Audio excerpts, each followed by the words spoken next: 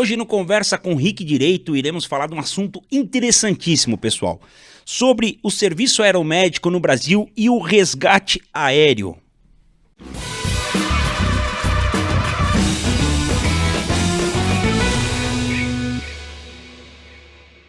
E é com grande prazer, pessoal, que estou recebendo meus dois parceiraços, esses caras aí que fazem miséria nas alturas, que é Lúcio, né? José Lúcio, mais conhecido como Lúcio, que veio de longe, lá de Juazeiro, prestigiar os catarinenses aqui. E o Renatão, Renato Augusto, que também é piloto. É ou não é? Tô começando a pilotar agora, né? Na parte de asa fixa. Mas... Já é piloto. a gente brinca que quando o pessoal pergunta, mas você é piloto também? Daí eu falo, não, eu costumo pular das aeronaves. Né? A gente costuma pular, ficar pendurado nas aeronaves, mas pilotar a gente tá começando Sim, legal, já tá começando a avançar. E a gente fez essa diferenciação, foi legal até, pessoal, porque para quem não tá habituado com resgate aeromédico, com o resgate aéreo, a gente coloca tudo dentro de um balaio só. Né? E é importante fazer, e eles vão explicar essa diferenciação do que cada um faz, né? Claro que eu acredito que esses serviços se comunicam, é uma continuidade, mas obviamente cada um com as suas complexidades. Então gostaria que se apresentassem, né? A profissão, o que fazem, qual que é a formação, e é isso aí, pode explicar para o público aí. Pode começar contigo, Lúcio. Vamos? Por favor, veio de tão longe agora, isso, agora cara, começa, faça as honras. Ceará, atravessei o Brasil todinho para chegar aqui, ó. Brincadeira não. Faz as honras aí. Olha só, pessoal, sou o Lúcio Macedo, sou enfermeiro, já tenho 18 anos de profissão e atuo no serviço aeromédico há 8 anos. Também sou professor universitário, eu dou aula em pós-graduação, inclusive vim para Santa Catarina também para dar aula aqui, né? Então atravessei o Brasil quase todo para isso. E trabalho no serviço aeromédico na vertente de atender pacientes graves, né? Tanto no transporte interhospitalar, como também junto com os operadores aerotáticos no resgate. Que legal. Né? A gente vai falar um pouquinho mais à frente sobre isso. Então, essa é a minha atividade hoje. Sou também SAMUzeiro, né? Eu trabalho como enfermeiro da intervenção do SAMU e também tenho um canal no Instagram chamado aeromédico.brasil. Que eu sigo. Pois é, e a gente tá junto lá, firme e forte, né? Inclusive conheci o Rick através da internet e graças a Deus estamos aqui para falar daquilo que a gente gosta, né? Que é saúde e aviação. Renatão. Então, eu me chamo Renato Augusto Mertins. Atualmente eu sou bombeiro militar aqui no estado de Santa Catarina, né? Iniciei a jornada aí como bombeiro militar em 2013. Então, completei já aí 10 para 11 anos, né, de casa. Sou operador aerotático, né? A gente fala às vezes operador aerotático, mas o que faz o operador? Talvez mais à frente a gente até discorra mais sobre esse assunto, mas aqui comumente, né, o operador aerotático é um termo um pouco mais novo, então tripulante operacional é um termo que já vem, que segue ainda na nossa interna, né? Uhum. Sou mecânico aeronáutico também. Que legal, cara. E eu dou instrução na parte de APH e atendimento pré-hospitalar, na parte do aeroclube, na parte de formação de comissário, formação de piloto comercial, formação de piloto privado. Então a gente está sempre envolvendo a nossa área de atuação com as outras áreas que a gente também atua, né? Então coloca tudo isso num bolso gigante que a gente gosta e ainda, como o Lúcio comentou, a gente ainda traz a aviação à tona, né? E aí a aviação, ela é um caminho sem volta, né? A gente fala, foi picado pelo mosquitinho da aviação, acabou. Que legal, né? Acabou. Ô, Renato, deixa eu te fazer uma pergunta, já pro segundo gancho. Passei no concurso do bombeiro, eu posso ingressar no aéreo, eu posso fazer essa função que você faz? Como que é? Vamos lá. Eu também achava que era mais fácil, né? Uhum, por isso a pergunta. E hoje eu entendo... Poderia ser, né? Mas melhor que não. É melhor que não seja, né? Até hoje eu concordo que não seja tão fácil, porque existe uma cobrança muito grande para esse tipo de atuação, né? A gente não tem uma margem de erro grande, a gente não tem... a gente tem que ser muito técnico naquilo que a gente faz. Então, quando você ingressa na corporação, seja ela polícia militar ou bombeiro militar, basicamente tem duas vertentes, né? Certo. Desculpa, tem duas vertentes. Uhum. Oficial ou praça, né? Duas carreiras. Certo. Alguns estados hoje a gente sabe que já inicia como praça e a gente tem uma carreira alongada até capitão, então você pode chegar ao oficialato em carreira única, que a gente fala. a maioria dos estados funciona assim. Entrei como praça, o que você pode entrar na operação aérea? Como operador aerotático, né? O tripulante operacional ou mecânico aeronáutico. Para você entrar nessa parte da operação aérea, normalmente vai solicitar um pré-requisito. E normalmente esse pré-requisito ele é bem suadinho, digamos, para você galgar, né, dentro da própria corporação. Então, vai pedir tempo, por exemplo, no bombeiro, né? Vai pedir tempo de quartel, tempo de trabalho no caminhão, experiência, né? Que a gente fala que é experiência acumulada, né? Experiência na ambulância, que a gente chama de ASO aqui no estado de Santa Catarina. Vai pedir também experiência em alguns cursos específicos, mais voltados para a área de aviação, desde curso de drone até curso de salvamento em altura. Legal. Curso de salvamento aquático, né? Vai ter que ter atuado, então, em operação na praia, né? Que a gente tem um litoral bastante extenso aqui no estado de Santa Catarina. E um dos pré-requisitos era que se tivesse, pelo menos, esse conhecimento mínimo, né? De operação de salvamento aquático. Então, aí você tem que, além de ter o curso, ter que trabalhar na praia. Então, para você trabalhar, tem outros certames que você tem que concorrer para conseguir fazer parte daquela equipe da praia. Para daí, então, ter os pré-requisitos. Rapaz, coisa, hein? É coisa. Para daí fazer a seletiva. E, na verdade, você falando, foi muito bem pontuado por ti, né? Porque esses pré-requisitos a gente vê que são necessários, né? São necessários. Renato? Porque eu penso que o operador aerotático, ele vai ter que trabalhar no resgate. Sim, ativamente, né? Ativamente. É o cara que tá lá, né? Que tá com a vítima. A gente sempre acaba comentando, né? A vítima tá numa situação, ela sozinha não sai. Muitas vezes existem ainda guarda-vidas que estão lá junto com a vítima, que também não saem. E o último recurso, normalmente, é o recurso aéreo, né? Cara, então a responsabilidade é absurda. Então a gente tem que ir lá e dar conta de resolver, né? Na maioria das vezes, a gente não pode também ser mesquinho e falar, não, é porque o pessoal não resolve. Não. Eu já trabalhei na praia, já sei como é que funciona a operação com moto aquática, né? Com o famoso jet ski. E não é tão fácil assim quanto parece. Então, existem situações que é mais seguro eu fazer o básico e preservar a vida ali e chamar um apoio de alguém, seja uma embarcação, seja uma aeronave, para retirar todo mundo com segurança, do que eu estar aí forçando uma bravura, um heroísmo e daqui a pouco vira uma vítima. Eu não volto para casa, a vítima não volta para casa e aí... É verdade. E aí tem essa vertente do praça, né? E aí isso tudo, o pré-requisito, é para fazer a seletiva. Certo. Aí, de tempos em tempos, vai abrir lá um processo seletivo, onde vão se apresentar candidatos. Aí, você vai fazer a prova, que são provas teóricas, de 80 questões, e a prova física, que são 2 dias de teste físico, que compila todos os testes físicos da corporação, mais um teste físico exclusivo da atividade aérea.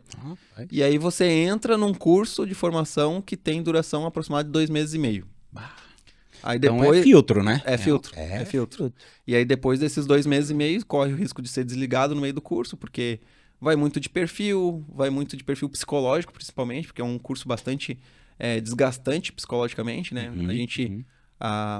Outra máxima é que a gente não é convidado para churrasco, né? A gente para festinha de aniversário. É verdade. Quando chamam o arcanjo, normalmente...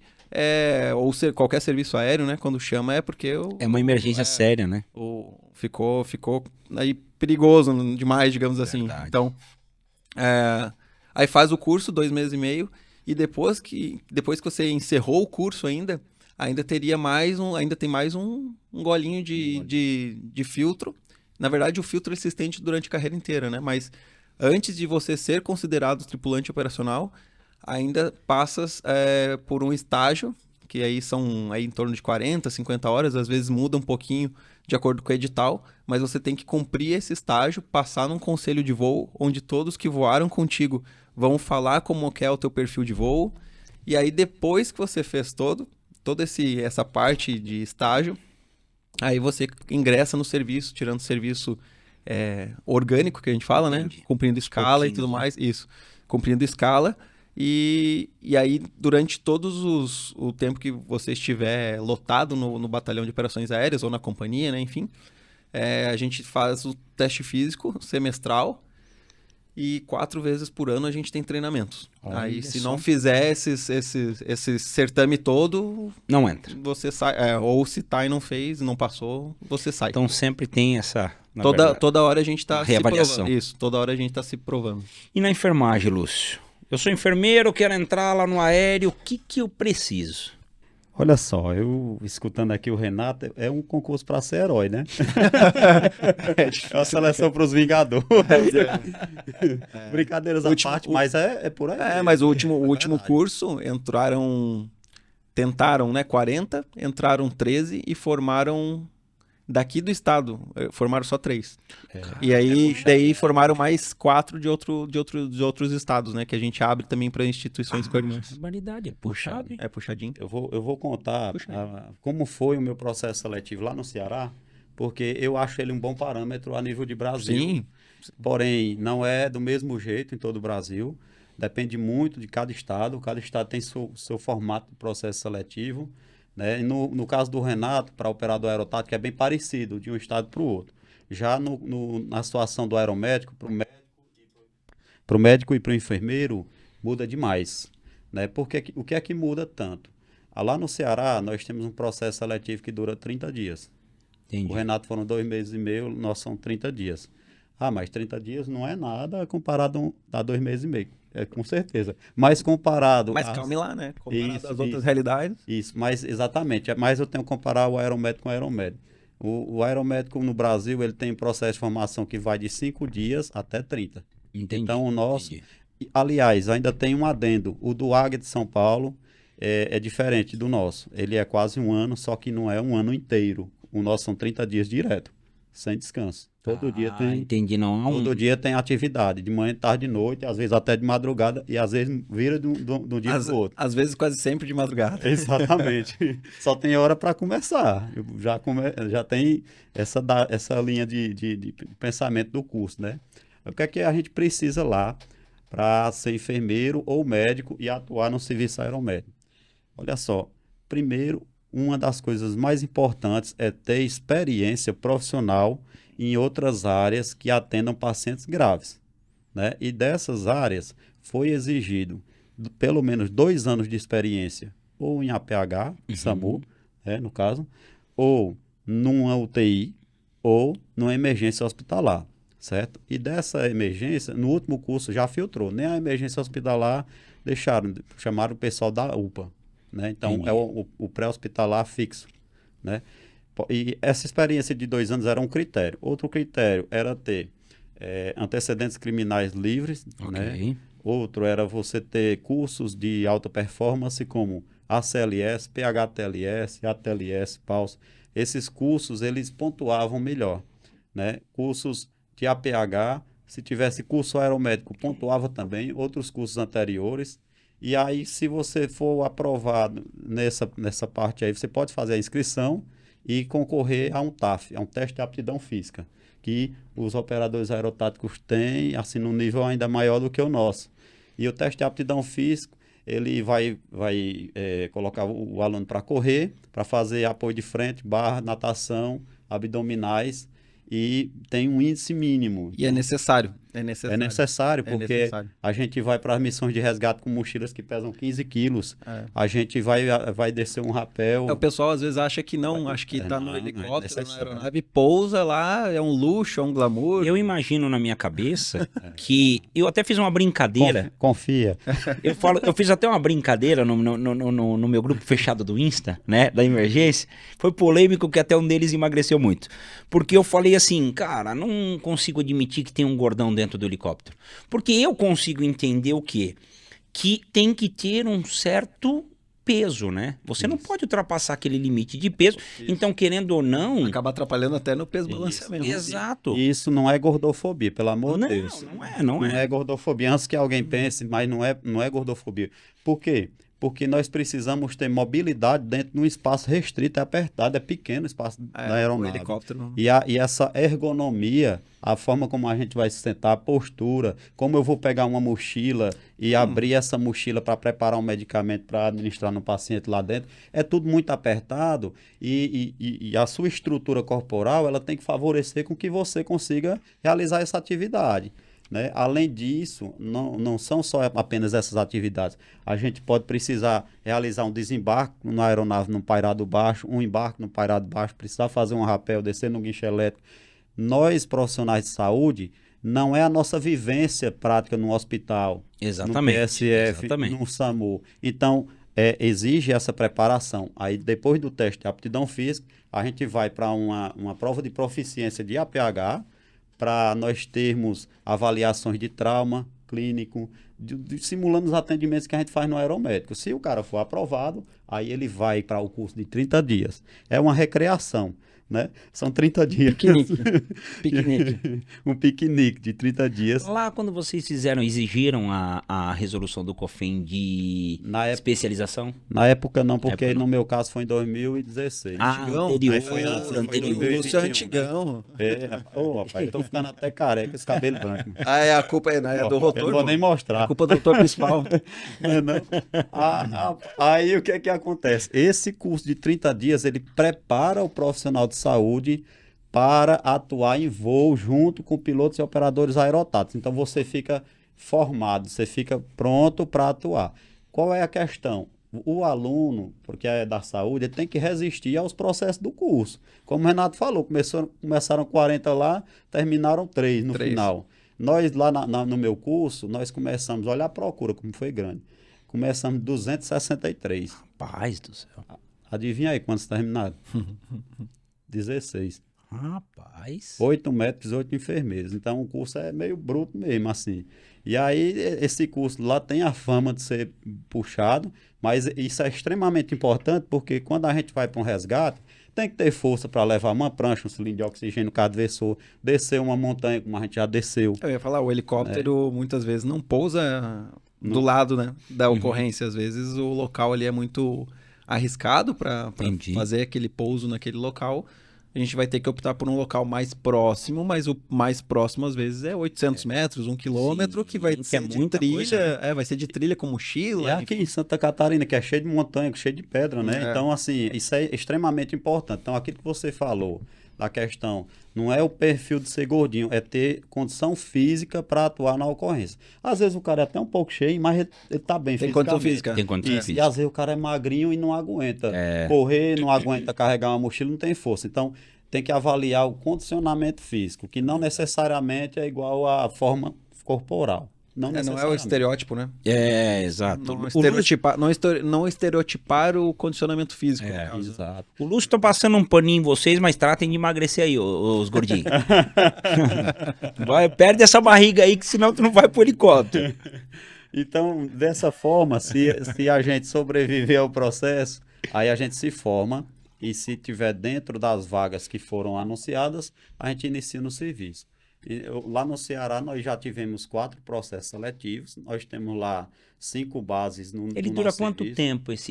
É um processo seletivo por tempo determinado lá, Lúcio? Não, ele é um processo seletivo sem tempo determinado. Sem tempo determinado. A gente, como é que eu posso dizer? Tem um vínculo com a cooperativa que presta serviço ao governo do Estado. Entendi. Então, enquanto o governo do Estado estiver mantendo o contrato, a gente vai permanecendo. Correto. Porém, a gente fez todas as etapas de um concurso. Entendi, mas não é um concurso. Não é um efetivo de carreira, né? Isso, ele exatamente. tem uma prestação de serviço terceirizado e mantém um contrato lá. Exatamente. E, inclusive, o salário é diferenciado. Entendi. Né? Tem que ser, né?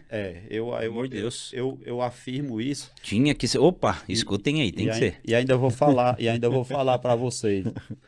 Como eu tenho contato com gente do Brasil todo, me dói no coração quando alguns colegas que trabalham no aeromédico me falam que estão ganhando menos do que o terrestre. Sim, não é difícil acontecer isso.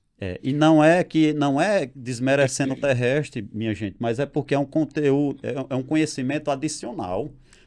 Você tem a área da saúde como base e você precisou aprender aviação. Então, se eu precisei me esforçar para aprender uma carga maior, que é a carga da aviação, que não é só a aviação, e sim a segurança operacional também. E é uma carga grande, tá? Grande responsabilidade que pode matar todo mundo da equipe. E eu falo assim, Lúcio, eu não consigo entender uma coisa. Eu sou bem polêmico aqui, o pessoal gosta disso, porque às vezes ser polêmico resolve algumas coisas na ponta. Acho que o Lúcio gosta. Eu gosto. Eu não consigo entender algumas coisas e às vezes eu falo sobre isso, sobre essa situação. Se o aéreo vai pro pior cenário, se você trabalha no resgate aéreo, no aeromédico, é como tu disse, não vai para churrasco. Não. Eu não vou lá atender um paciente com entorse. É difícil. Não vou. Eu vou atender um cara com hemorragia intensa, uma parada cardiorrespiratória, um paciente afogado grave.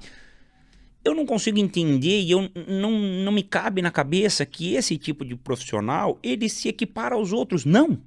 Quem trabalha na emergência de ponta tem que ganhar mais. Porque é o cara que, se ele não solucionar, morreu. Exatamente. Eu vou te falar assim, até falando do resgate aéreo, até o próprio entorse, ele envolve muitos riscos. Por exemplo, aqui a gente tem bombinhas. Vai fazer um resgate numa pessoa que sofreu entorse no topo do morro. Certo. Se for uma guarnição terrestre fazer esse resgate, vai demorar aí 3, 4 horas. Exato. Né, para subir, descer, dependendo do tipo de entorse, o tamanho da vítima, né, o peso da vítima, enfim, vai ter essas dificultantes, digamos assim, essas dificuldades que vão aumentando. E a gente vai lá com a aeronave e vai atender um entorse. A gente vai retirar essa vítima em aproximado, assim, 8 minutos, 6, 8... Assim, teve um que a gente fez, foi 6 minutos. Assim, a gente lançou o nosso homem SAR, que é o resgatista, ele fez a acomodação da vítima, estabilizou, imobilizou era o pé, eu acho, o pé esquerdo, imobilizou, fez a imobilização dela, preparou a vítima, a gente chegou lá, uma técnica que a gente chama de Megaire, né, que vocês devem ter visto bastante agora no Rio Grande do Sul, onde a vítima sai pendurada, né, no helicóptero. Então, essa técnica é extremamente perigosa. Ela é feita com muita técnica, a gente sabe o que está fazendo, é uma técnica segura, só que ao mesmo tempo que ela é segura, ela é muito arriscada. Se você errar um nó, se você errar a amarração lá em cima, se dependendo a manobra que o comandante fizer, balançar muito, tem muitas coisas que podem dar errado e é um simples entorse. Exato. E a gente está se expondo a esses riscos, né? Na verdade, não é nem o motivo da ocorrência, é o cenário, né? É o cenário. É o cenário. E é por isso que eu falo assim, ó, eu sempre bato nessa tecla, né? Que eu brinco na camiseta que emergência não é para amadores, não é. Não é. E outra, vocês têm que ganhar mais. Quem trabalha na emergência de ponta, eu me incluo porque eu estou na emergência já há quase 20 anos, tem que ganhar mais. Por quê? Eu sempre falo isso. O paciente, né? Eu falo da fixa, que o paciente ele não entra direto na UTI, ele não desce de paraquedas na clínica médica, ele passa sempre pela emergência. Se o profissional da emergência, seja ele do pré-hospitalar móvel, do fixo, não souber o que está fazendo, acabou ali. E eu imagino vocês, porque eu já fiz perícia de insalubridade, inclusive em Blumenau, né? No aéreo, o local ele é pequeno demais, ele é estreito demais. Fostes lá na perícia aquela vez? Fui eu que deu legal. 40% na perícia. Bom. Então o que acontece? Ali dentro é muito estreito, é muito difícil, o perito ficou apavorado. Por quê? O perito não entendia muito bem da aeronave. Eu falei, meu irmão, eu vou simular um paciente aqui, você vai ficar ele fica praticamente em cima da via aérea do paciente, né? Dependendo da situação, né? Nós temos quando tem o helicóptero, tem o kit aeromédico que eles falam, né? A gente voa com o kit aeromédico. O que nós fizemos não tinha ameniza, né? Não tinha. Então, assim, não tem como ganhar menos, né? E eu acho que isso é até uma questão de gestão pública, para o gestor público prestar atenção de que esse tipo de profissional é o atacante do time, meu irmão. Não adianta você querer que o zagueiro ganhe a mesma coisa que o atacante, né? Como dizia o Lúcio, eu não vou ganhar o mesmo que o Ronaldo. Não adianta, né? Porque o cara tá lá, ele que tá na ponta. Mas assim, escala, como é que funciona a escala de vocês? É 12:36? Como é que é a rotina? Vamos lá. Lá no nosso serviço, a nossa escala é uma escala bem branda. Por quê? Porque nós dividimos a quantidade de plantões por mês pela quantidade de enfermeiros. Certo. Então, acaba que fica bem igual para todo mundo. Mais tranquilo. Isso. Às vezes, tem um dia 31 no mês, ou no caso de fevereiro, que tem 28 dias ou 29, então a gente se ajusta para compensar o colega depois. Mas geralmente são 5, 6 plantões de 24 horas no mês. Ponto. Certo. Certo? Aí como é que a gente faz? Temos plantões de 12. Quantos plantões? Desculpa. 5 ou 6 plantões de 24 horas. Né? Mas lá nós... Pela risada, dá para dar um suspiro aqui? Oh. Pega, consegue captar o áudio. Mas a gente não ganha por fixo, não. É por plantão, viu? Seria melhor que tivesse mais. No militar a escala também é 24, né? Não, é 12?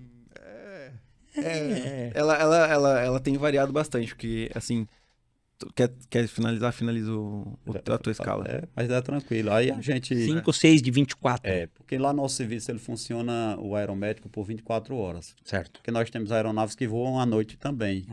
Né? Não é todo serviço que tem aeronave voando à noite. Né? Especialmente helicóptero, no caso. Tem alguns que têm algumas limitações técnicas, que é da máquina, não necessariamente da equipe nem do serviço. E às vezes é o próprio aeródromo que não opera, né? Isso, também tem isso. Então, se o aeródromo não está autorizado para operar à noite, aí também não poderia. Mas é bem tranquilo, por conta disso eu acabo casando com outros serviços, por isso que eu sou professor também, universitário, dou aulas. Consegue fazer outras... Isso, eu faço alguns cursos também, ensino, dou cursos tanto no APH como no serviço aeromédico, como também outros tipos de curso da cardiologia, que é uma área que eu gosto também, né? Porque o pessoal às vezes fala assim, né, Lúcio? Pô, mas o cara... A enfermagem tem... Uma vez eu discuti isso com um procurador. Procurador estadual. Que ele falou, querem 200 serviços. Eu falei, doutor, você pagar para o enfermeiro 30 mil por mês, ele fica em um só. Exatamente. Ele vai ficar satisfeito no servicinho de um só, como o senhor ganha, né? Exatamente. Vai ficar tranquilinho em um só. Eu te garanto que ele não procura outro. Mas se ele é o pai do Cris, é porque ele ganha pouco. Ninguém trabalha. Ele é o pai do Cris. Ninguém fala, não, eu tô aqui hoje porque é meu hobby. O caramba. O cara tá ali porque ele tem que complementar a renda dele. É verdade. Né? Hoje em dia tá tudo muito caro, né? Quizá depois da pandemia, quando aumentaram os preços dos produtos, o nosso poder de compra caiu muito. Então, meu salário, ele sobrava mais da metade antes da pandemia. Hoje não, fica apertado. Então, preciso estar complementando essa renda para manter um padrão. Eu ia falar agora, antes sobrava mais da metade, agora falta mais da metade. Quase isso mesmo, quase isso mesmo. Então, o enfermeiro está mais do que certo fazendo isso, porque são as condições atuais. Né? Eu esperava que a gente tivesse uma dinâmica mercadológica, né, econômica, melhor, assim, com o tempo, né, que fosse se reajustando, mas não, da pandemia para cá não melhorou mais nada, se estacionou para ali e se manteve, né, os preços dos produtos. Então é difícil para a gente, tem que complementar mesmo. Então essa escala 5 a 6, 24, né? Isso. E 24. Aí essa é a minha realidade, né, tem outras realidades diferentes. Então porque tem alguns que trabalham no 1236 também, né? Isso, exatamente. Eu acho que aqui em Santa Catarina, até porque tem alguns locais que não voam à noite, né? Não tem... A maioria dos locais, né, aqui em Santa Catarina, não opera noturno, né, aviação, né, aviação, a gente tá falando de aviação, obviamente, então, mas na parte militar, não só Santa Catarina, mas eu estive em Minas Gerais faz 1 semana e meia, e praticamente todas as corporações sofrem falta de efetivo. Verdade. E isso lá, assim, no começo parece que não, daí... manipula um batalhão aqui, uma companhia ali, vai melhorando aqui, faz essa escala diferente aqui, e aí vai se dando jeitinho e vai chutando para frente esse problema. E esse problema ele não é de hoje, né? Então Entendi. A gente teve um período muito grande sem concurso, um tempo atrás, e quando entrou essa leva de novos concursados, novos militares que ingressaram tanto na polícia quanto no bombeiro, não supriu aquela carga que estava saindo. Então foi ficando gaps, né? Foi ficando um espaço ali vazio aqui nesse, aí deu mais um espaço, daí entrou lá, já saiu mais do que entrou novamente, de quantitativo, né, de profissionais. E hoje, eu acho, assim, eu posso estar chutando, tá, assim, alto, mas eu cumpro cerca de 16 serviços mês. De 12 a 16. Por quê? A nossa escala hoje na companhia em Blumenau, ela seria 18,54. Né? Seria trabalhar 1, folga 2. A gente sempre brinca até no próprio 24 horas, né? Você tem 1 hora para chegar, mas não vai ter a hora para sair. Exatamente. Né? Isso é tradicional. Então, essa 18, às vezes ela pode ser reduzida, como ela também pode ser... elastecida, né? Pode ser aumentada. Então, a priori era essa, só que como a gente tem militares que vão sair de férias, a gente já tem um efetivo pequeno. Daí a gente tem militar que vai sair de férias, tem militar que vai fazer curso, por exemplo, foi de cabo a sargento, vai estar fazendo curso. Tem licenças. Daí tem licenças, a pessoa pode adoecer, então daí vai ter que... Mas nunca houve assim um cenário tão perfeito, estão todos bem, vamos cumprir a escala X. Daí você começa aquela escala, deu 1 semana, já vai faltar outro, já tem que trocar. E aí, normalmente, você vai acumulando, né, escalas, assim, porque você quer, até conversei com o Lúcio, quem tá na ponta, né, a maioria das vezes é apaixonado pelo serviço e tá muito preocupado com a vítima, principalmente. Eu, como eu tô na manutenção também, às vezes a gente fica assim, né, a aeronave baixou, é necessário que a aeronave baixe para manutenção, né, a gente fala assim, baixou, às vezes o pessoal não entende, baixou para manutenção. Mas o pessoal fica ansioso. E a gente não pode acelerar a manutenção, porque não pode ter erro. A segurança de voo acontece lá na manutenção. Então a gente não pode acelerar lá, né? E nem deixar de fazer a manutenção. Porque então, qualquer problema que acontecer, a responsabilidade tem em ti, né? Vai voltar para mim, para a empresa que está mexendo, a empresa está mexendo lá na aeronave, enfim. E assim, essa cadeia, né, de coisas que vão somando, a escala está apertada, acelera a manutenção. Ou então, assim, parou para manutenção. Até o pessoal às vezes dá uma respirada, né? Porque às vezes está fazendo tanta escala. A gente tá falando de escala e eu já tava desvirtuando aqui, né? Já tava indo pra segurança operacional. Dá uma aliviada. Mas tem ligação, porque o meu start aqui da segurança operacional foi justamente esse, né? Na aviação, você não pode também... Até tem a 117 agora, né? Que estão discutindo, a RBAC, mas, assim, passando muitos plantões seguidos, a gente nota, assim, às vezes a gente faz 3 plantões seguidos ou 4, por exemplo, Rio Grande do Sul. O cara trabalhar muitos dias seguidos, até no mesmo dia, é extremamente perigoso, porque você fica saturado. Não é que você não tenha o conhecimento técnico, é que aquele teu desgaste emocional, desgaste psicológico, desgaste físico... Tua cognição diminui, né? Vai consumindo a tua energia e o teu grau de atenção vai diminuindo. Isso é natural, né? Nós somos seres humanos. É verdade. Eu comparo isso daí, você passar 2 dias direto num plantão ruim. Você vai pra casa, você fica desorientado. Eu sempre falo isso, que me preocupa, e claro, o posicionamento do Tribunal Superior do Trabalho, mas é o que eu falo, tem que ver a realidade fática, né?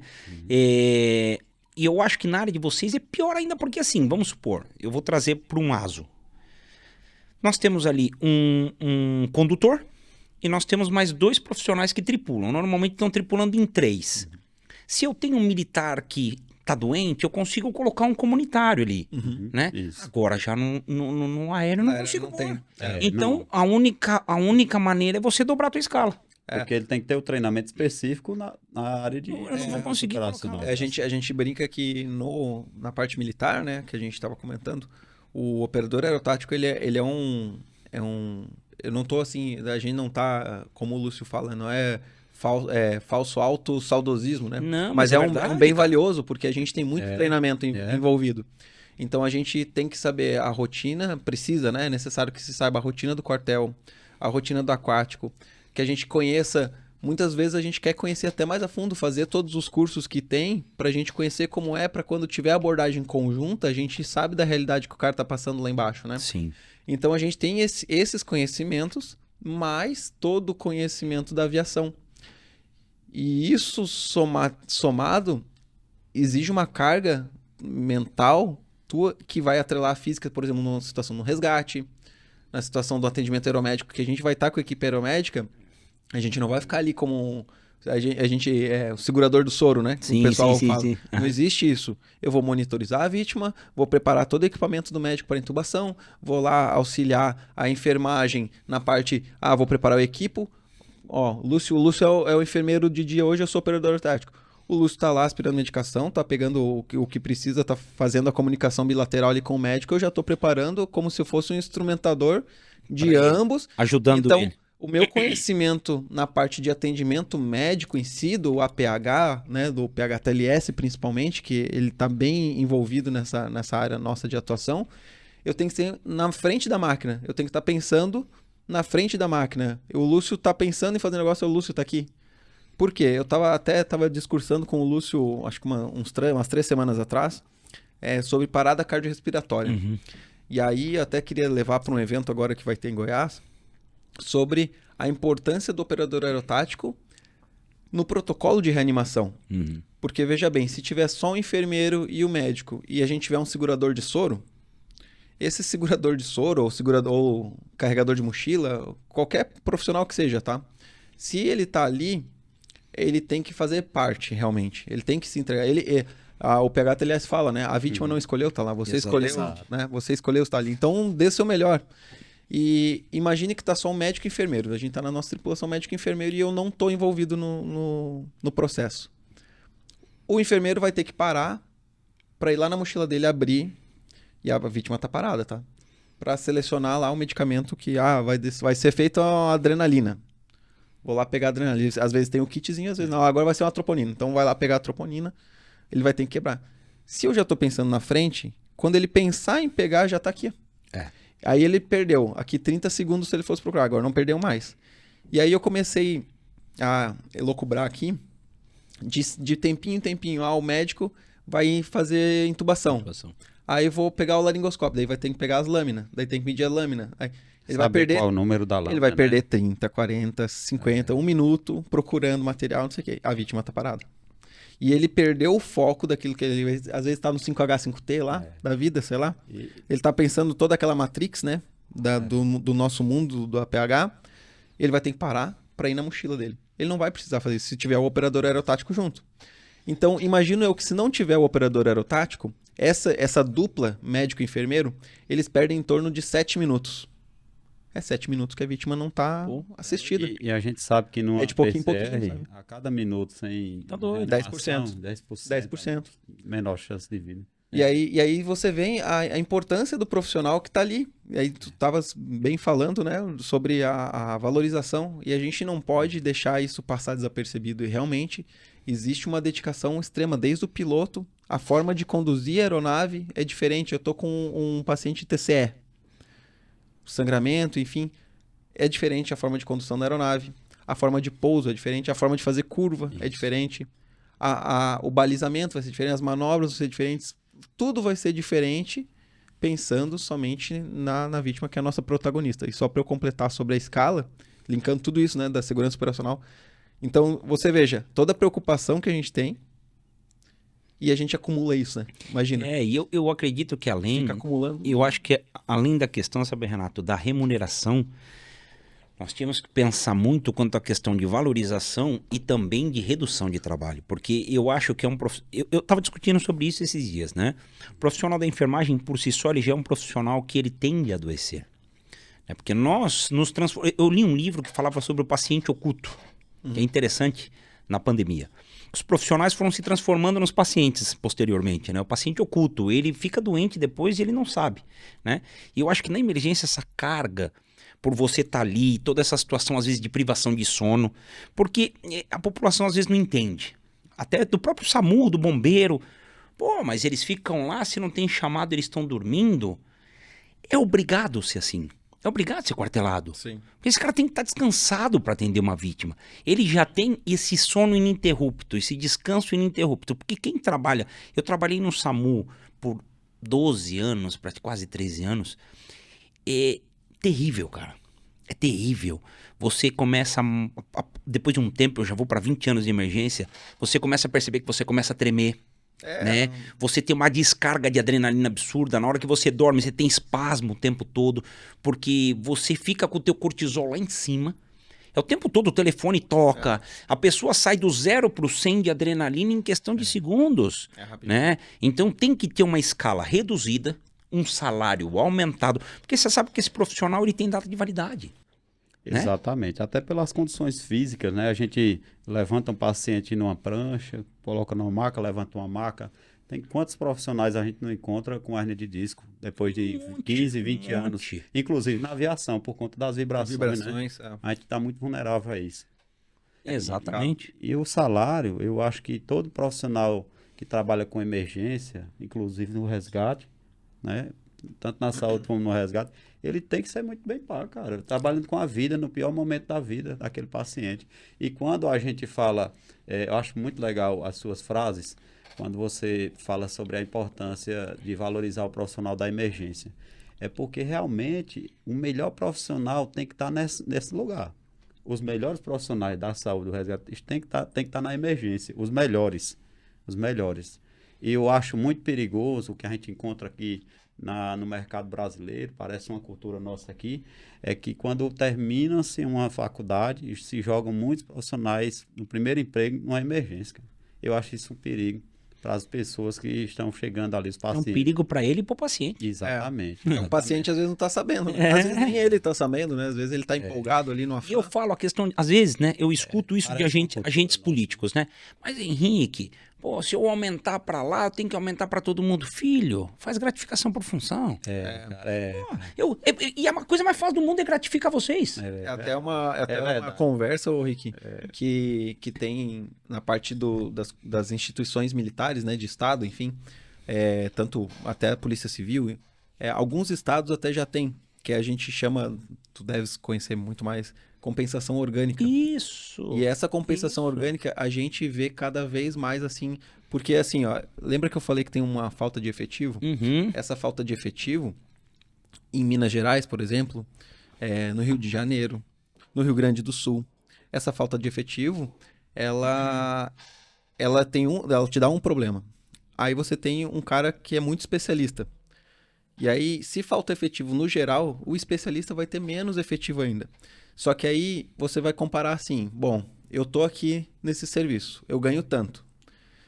Por que eu vou me estudar, especializar, passar tantas provas se eu vou ganhar o mesmo tanto? E me arriscar muito mais. Exatamente. E aí daí entra uma discussão no caso do bombeiro, né? Se a pessoa trabalha no bombeiro, se a pessoa é bombeiro, né? Que a gente tem uma leve diferença nisso, né? Tem pessoas que realmente só trabalham no bombeiro e tem pessoas que são bombeiros, né? Que vestem a camisa, que não precisa estar fardado para você falar, esse cara aqui é bombeiro. E essas pessoas, às vezes, abrem mão desse conforto e vão lá, se especializam em várias áreas. Eu não tô aqui a gente está tratando de aviação, mas eu estou falando de várias outras áreas. Claro. E necessariamente você acaba inconscientemente nivelando por baixo, né? Exato. E aí fica ruim. Aí porque a pessoa ela não vai querer procurar e aí quem tá acima se sente mais valorizado ainda, porque não tem essa compensação, né? De alguma forma tem que ser compensado isso, ou com folga, que não acontece, ou financeiro. Não tem outra forma. Imagina, Renato, né? Eu tô no bombeiro, tô trabalhando lá contigo. E aí tu ganha X, eu também ganho X. Daqui a pouco eu vejo que se eu me especializar igual um louco, eu vou continuar ganhando X, eu vou falar, Renato, eu vou ficar no administrativo, cara. E são todas as fatias, não distingue praça, oficial, polícia civil, exatamente. Delegado, são qualquer fatia. Se você falar às vezes tem vários amigos meus que são oficiais de outros estados, tem pessoal que é delegado, que é agente da PRF. Se você não é valorizado, né? É quase uma pirâmide de Maslow, né? Tem as suas necessidades básicas e depois você vai ter lá a parte financeira que vai estar atrelado ali nas necessidades básicas. Mas de alguma forma você precisa ser valorizado. E gratifica. Eu sempre falo isso, né? Vai lá, pô, o cara tá ganhando 6 mil por mês, bota uma gratificação de 4, entendeu? É difícil. É muito simples gratificar, porque é o seguinte, a gratificação por função tem que explicar para o Ministério Público, que depois vai lá dar uma olhadinha na situação. Por que você está gratificando? Por isso, esse cara está exposto a isso. Não tem nem muita discussão. A emergência é o setor mais fácil de gratificar. É o mais fácil. Só que o que eu percebo às vezes, seja no militar ou seja no civil também, até pela própria enfermagem, medicina, e que há um certo ciúmes, né? Mas aí você vai gratificar o enfermeiro só por querer de emergência. Hoje, ô filho... Aí o enfermeiro clínico vai falar, isso aí tá desigual. Mas, meu querido, ele lida com a situação de vida ou morte numa linha muito tênue. É a mesma coisa do cara do bombeiro, né? Você tá lá, esse tipo de profissional, eu acredito que você tem que... Se você não valoriza ele, com o passar do tempo, ele vai cansar. Henrique, e não é desmerecendo nenhum profissional. Não, longe disso. É que, por exemplo, tem uma coisa que a gente puxando para o lado da aviação e do aeromédico, é impossível a gente não destacar isso. Como é que tem um profissional que precisa estudar a atuação em um ambiente totalmente diferente, que é o espaço aéreo? Como é que os nossos pacientes vão se manifestar com as suas enfermidades no espaço aéreo? Relacionado aqui embaixo, ele tem que ter um conteúdo adicional. Se ele não tiver, o paciente pode morrer. A doença pode se agravar, como por exemplo um pneumotórax, como um paciente que tem uma instabilidade hemodinâmica, com uma hemorragia cerebral, como o Renato bem ponderou aqui. Então, nós temos doenças que não têm condições de voar. E aí tem outras doenças que tem que se ponderar ainda em solo. O médico e o enfermeiro tem que ter conhecimento de base na avaliação para indicar ou contraindicar o voo. Então, não é só indicar ou contraindicar. É como nós vamos voar com ele quando a contraindicação for relativa. Sabe? Então, como é que um profissional desse que precisa ter uma bagagem a mais, ele tem que ser remunerado do mesmo jeito? Não é querendo puxar a sardinha para a gente, não. Mas é porque a gente precisa buscar muito conhecimento para agregar isso. Mas eu não falo nem de vocês dois, que eu sempre que eu sou polêmico, eu tiro os meus convidados e deixo para mim, deixa a bucha para mim. É puxando sardinha pro nosso lado, sim. É puxando. Porque assim, quem tá na emergência sabe a dificuldade que tá lá. A dificuldade para atuar lá, seja no pré-hospitalar móvel, seja no fixo, né? Mas principalmente, eu sempre falo isso, gente, eu trabalhei nos dois. É absal a diferença do móvel para o fixo. Porque no fixo você tem uma emergência controlada, Lúcio. Se o paciente entrar numa tranqueirada de instabilidade hemodinâmica, eu tenho outros colegas para chamar, eu tenho outros enfermeiros, outros médicos. Principalmente o ambiente, né? Não, o risco ambiental ali. Você está numa estrutura que não se move. Eu estou dentro de um pronto-socorro onde eu tenho ali os aparelhos, tem tudo. Ar-condicionado? Exatamente. Não vai chover em cima, não vai bater no sol. móvel, seja ele numa ambulância, seja ele no aéreo, tudo muda. É verdade. E no aéreo pior ainda, porque aí eu tô num cenário, às vezes, que eu tô num local íngreme, numa montanha, no meio de um mato. Tudo isso conta. E eu tenho um número extremamente reduzido de profissionais, de materiais. O que exige desse profissional? Uma expertise muito maior. Muito maior. E às vezes o pessoal da emergência fixa, às vezes fica, pô, Rick, mas é real. Eu passei para os dois mundos, é real. Então quem tá lá fora, quem tá exposto a todo esse tipo de situação, é muito mais difícil, cara, você controlar, você manter o teu psicológico, né, num local instável, com um monte de gente, num cenário caótico. E eu falo que o bombeiro, nós vamos ainda pior, cara, porque aí eu vou entrar na fase de combate a incêndio, na fase de locais confinados. Lúcio, se me meter no local confinado, pode contar que é mais um. Isso é verdade. Me colocou num local confinado, eu já começo a respirar mais. Já pula de 20 para 30, eu já começo a fazer hipóxia, cara. Eu imagino esses caras que estão lá trabalhando nisso. Rick, imagina o emocional dos caras. Isso é absurdo, cara. A gente acaba, não raro, né? Não raras vezes a gente acaba desenvolvendo síndrome de pânico, ansiedade, depressão, burnout. Eu já tive, né, faz aí quase 2 anos burnout, ano passado passei por um período de depressão. E assim, a gente sabe que não somente de assuntos atrelados à profissão, mas ela tem uma participação grande, né? Lógico, somatiza, né? Somatiza. E assim, e você volta e você não quer compartilhar isso, né? Muitas vezes com outras pessoas, porque as outras pessoas não precisam sofrer, né? Ou ficar sabendo do sofrimento dos outros, enfim. Mas eu lembrei aqui agora, a gente tá falando disso, principalmente da pandemia, né? Na época da pandemia, a gente atendia e o pessoal que atendeu provavelmente vai se identificar. Eu lembro de muitas vezes fechar o olho em casa para descansar. Era como se viesse aquelas vozes no fundo, assim, com eco da ocorrência. Ficavam os gritos, tinha família que a gente estava atendendo, a família inteira com Covid, a senhora com PCR aqui, o senhor já estava muito ruim ali na cama, e aí os filhos chorando do teu lado ali, né, gritando, daí o outro que era mais de idade não podia nem se aproximar, assim, um familiar, né, ficava lá longe, então ficava aquela situação, e daí você fechava o olho, mas você não queria que aquilo viesse à tona, né, daí só que ficava lá naquele eco, reverberando lá, aquele choro, e daí você, não vou pensar nisso, né? Daqui a pouco você fechou de novo, inevitavelmente vinha outra situação, assim como as outras cenas fora a pandemia, né? Sei lá, amputações, enfim, mortes traumáticas, assim, a gente às vezes pega múltiplas vítimas de acidente de trânsito, a família inteira. Criança mexe muito. Criança ejetada do veículo. Ô, Renato, enfim, tu e o Lúcio, serve pros dois. Já teve aquela ocorrência, assim, que, cara... Travou? Essa eu acho que não vou dar conta. Já teve? Já passou por uma assim? Já. Na verdade, já passei por 2 situações, né? Tanto da ocorrência quanto do deslocamento para ocorrência. Certo. Eu vou começar pela segunda parte. Deslocamento para ocorrência. A gente entrou numa situação perigosa. A gente já voa, né? O nosso voo não é um voo comercial. Entendi. E a gente entrou numa situação que ficou muito ruim de visibilidade. E aquele ruim de visibilidade ficou muito ruim de visibilidade. Mas muito ruim mesmo. E aí a gente conseguiu sair daquela situação, só que a tensão que aquela situação trouxe pra gente, porque foi assim, a gente tava já voando, como a gente voou nas enchentes, essa operação no Rio Grande do Sul também tiveram muitos voos nessa situação, né? Voos baixos, com uma visibilidade restrita, que você fala assim, não, a gente vai... E se precisar, a gente pousa onde o primeiro ponto, que o helicóptero tem essa característica boa, inclusive, né? Se piorou tudo, acha um local para pouso e pousa. Às vezes não vai ter o local para pouso. Então, o problema é só esse. O problema é só esse. Problema tranquilo de se resolver. E aí, nessa situação, a gente estava deslocando para uma ocorrência, né? Uma ocorrência grave. A vítima tinha capotado o carro e a vítima ficou embaixo do carro. E era uma caminhonete, era pesado o carro, enfim... E a gente estava nessa situação de meteorologia degradada, a gente já estava voando mais baixo, entrou numa situação ruim, saímos dessa situação ruim, graças a Deus.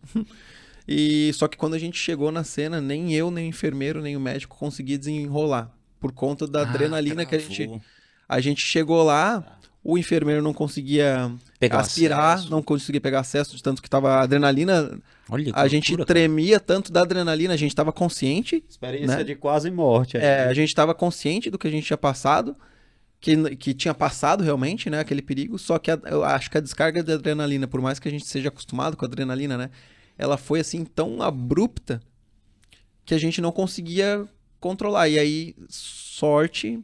que naquele dia tinha uma unidade Bravo do SAMU. Que deu uma ajudada. E aí eu falei pro médico assim, eu falei, cara, senta aqui. O enfermeiro, eu falei, olha, você me fala o que dá pra eu fazer, ou fala pro técnico de enfermagem fazer pra ti. E vamos desenrolar isso aqui. Pelo menos pra estabilizar até a gente baixar essa adrenalina e conseguir. Eu acho que a gente demorou assim, cara, uns 10 minutos. Ô, Renato, passou pela cabeça assim, putz, posso morrer? Passou? Foi acho que o único dia da minha vida que eu imaginei. Assim, a gente até... Eu, né, particularmente, falando por mim, eu tive a certeza que eu que a gente não ia sair. Assim. Cara, sério. Eu lembro que eu cheguei e fui pra baixo do banho, assim, do chuveiro, assim, e desabava. E assim, foi uma situação... que inevitavelmente você acaba entrando pela natureza da tua operação. Podia ter acontecido no mar. Eu podia ter saltado no mar. O mar tá lá, a vítima. Saltei no mar. Putz, cheguei e abordei a vítima e agora? Como é que eu vou sair daqui? No Rio Grande do Sul, pesado, vários amigos meus falaram assim, cara, missão suicida. Eu até comentei em outra participação e eu falei, cara, missão suicida. Ele falou assim, a gente chegava, dava um jeito de chegar nas vítimas. Só que quando a gente chegava, a situação piorava. Pra gente sair. E a gente não sabia como que a gente ia sair. Além de ter a nossa responsabilidade de vida, tinha as vidas dos outros pra gente cuidar. Então, existe todo esse... E aí, nesse dia, realmente, eu mentalizei assim, eu falei, nossa, eu não sabia que era assim que eu ia me despedir desse plano, né? Tipo, rapaz passou assim, daqui a pouco vai surgir alguma coisa na frente, árvore, alguma coisa assim, e vou tentar gritar e silêncio, né? Cara, é bem cena de filme, cara. É bem cena de filme, assim, bem complicado. E o pior é que você volta pra base e daqui a pouco tem outra ocorrência e continua, né? Exatamente. Não, e você chegou lá, ainda tem que atender a vítima e volta pra base. Cara, vai ter outra, vai ter cobrança, a vida segue, né? E não só aqui, eu falo com meus amigos lá dos Estados Unidos, aí falei com o Jason lá, que trabalhou na Guarda Costeira, ele contou assim também, ele falou, cara, tinha coisa assim que a gente fazia, ele falou, tem óculos de visão noturna, tem toda a tecnologia, tem tudo que tem à disposição, ele falou, às vezes eu tinha certeza que eu não, então, muitas vezes, muitos profissionais, né, a gente fala que o cara é premonição, o cara tá fazendo charme, né? Deixando cartinha de despedida pra família. Eu tenho uma carta de despedida pra minha família. Caramba, cara. Tá lá no meu armário. Se um dia deste plano eu partir no serviço, vão mexer no meu armário e vão achar uma carta de despedida pra família. Rapaz, olha, eu tô forte chorando aqui, ó. Forte, hein? Mas é uma realidade que a gente tem que saber lidar. Caramba. Entende? Cara. É uma realidade e que muitas pessoas às vezes... Olha, ó... Não, mas é forte. Mas tem muitas pessoas que às vezes elas não se dão conta disso, entendeu? A própria população, Renato, e isso é importante para as pessoas assistirem, que a própria população não tem noção disso, cara. Da responsabilidade, né? Da responsabilidade que é, porque Isso é forte, cara. É forte. Porra. É forte. E guardadas as devidas circunstâncias, eu acredito que a gente tem que viver com a certeza que vai morrer, isso é fato, Claro. né? As pessoas, às vezes, elas acabam pensando na vida eterna e tudo mais, e esquece de viver esse presente, de eu abraçar meu amigo aqui, Lúcio, de dar um abraço no Rick, de fazer o bem a alguém, de deixar um pequeno legado que seja. Que legal. Sabe? As pessoas deixam isso pensando, na vida eterna, porque não sei o quê. Não é assim, cara. Eu acho que a gente tem que aproveitar esses momentos e a gente tem que ter a certeza que a gente vai partir. Seja na minha função, ou seja lá, que é o meu sonho, né? O seu também, talvez. Depois de velhinho, numa boa, numa nice. Cumpri a minha missão, ou de novo aqui, ó. Cumpri minha missão, fiz tudo que tinha que fazer, dei o meu melhor e é isso aí. E aí essa cartinha, ela tem que... E assim, o teu familiar tem que saber que existe isso. Então, meus familiares sabem que existe isso. E agora, mais pessoas sabem que existe pessoas. isso. E, de repente, até desencadeie que outros profissionais de emergência façam isso. A gente perdeu aqui um militar há um ano, acredito, numa ocorrência de retirada de vítima da água. Ele foi retirar um senhor aqui da água, aqui no Porto de Navegantes, e esse militar, ele foi sair, ele desceu do bote e foi nadar até a margem. E aí, algum fluxo de água puxou ele para baixo, ele não voltou e se despediu desse plano. Assim como já tivemos outros incidentes e acidentes aéreos no Brasil todo, na aviação, que ceifaram a vida de tripulação toda, né? No Distrito Federal, em Minas Gerais, a gente teve incidente. Acho que todas as unidades de aviação pública já tiveram algum tipo de incidente. Santa Catarina já teve colisão com pássaro. Santa Catarina já tem histórico, antes ali, acho que nos anos 90, teve colisão contra morro, no tempo da polícia militar. Então, a gente tem históricos, né, que demonstram que é perigoso realmente. A chance de dar errado é muito maior, né? Então, e assim, se der errado, infelizmente não é um pneu que estourou que a gente encosta, vai no acostamento ali. E o pior é que dá errado para todo mundo que tá ali dentro. Dá para todo mundo. Então não distingue, o que o Lúcio deve estar chegando é na vaidade, né? Então a gente não pode ter essa vaidade. Tá todo mundo junto ali, né? Então não tem essa distinção, é realmente uma família que você acaba criando ali. Verdade. E de ocorrência, já teve ocorrência que a gente chegou lá, a pessoa tinha amputação bilateral. E... é de assustar, assim, né? É de assustar. Dá aquela colada na placa. Já teve, teve pessoa, por exemplo, pessoa com 60% queimado, que você olha assim, a pessoa tá toda queimada. Já teve pessoa que, acho que essa foi a mais marcante que eu peguei, inclusive foi com a doutora Carol Leite, que é daqui de Itajaí. A gente estava nesse eu vou contar bem rapidinho para não alongar muito, mas a gente estava nesse plantão juntos e aí bradou essa ocorrência. Era queda de material sobre cabeça de trabalhador, enfim, para resumir. E o que acontece? Naquelas docas, encosta o caminhão, tem uma doca, o caminhão encosta, tem uma ponte que vai do baú do caminhão para dentro da doca. Certo. Esse senhor, ele estava trazendo um carrinho com 1 tonelada de carga. E essa pontezinha, ela é móvel, né? Ela é um pedaço, uma haste metálica móvel. E aí, quando ele chegou em cima da haste metálica, ele estava em cima da haste metálica, a haste metálica cedeu. E metade do carrinho cedeu também. E aí, quando ele cedeu, ele caiu e a cabeça dele ficou entre a quina do baú, né? Do caminhão. E essa carga veio para cima da cabeça dele. Então, esmagou a cabeça dele e a quina. Barbaridade. Vai ficar meio forte aqui, se a pessoa imaginar, né? E aí, quando a gente chegou para fazer atendimento, tinha lá a exposição de massa cefálica. E a vítima tava gritando. A gente não... Daí um olho a gente não achou, né? Um olho se perdeu. O outro olho foram encontrar depois perto da glote. Só que ele tava tentando verbalizar. Tendo espasmo. E muito sangue. E até o nosso enfermeiro também ficou assim, meio sem ação, sabe? Tava 37 graus Blumenau, né? 37, 38 graus. Então tem todo, ainda mais a parte térmica, a parte do ambiente em si. Aí todos os colegas de trabalho desse senhor estavam ali assistindo.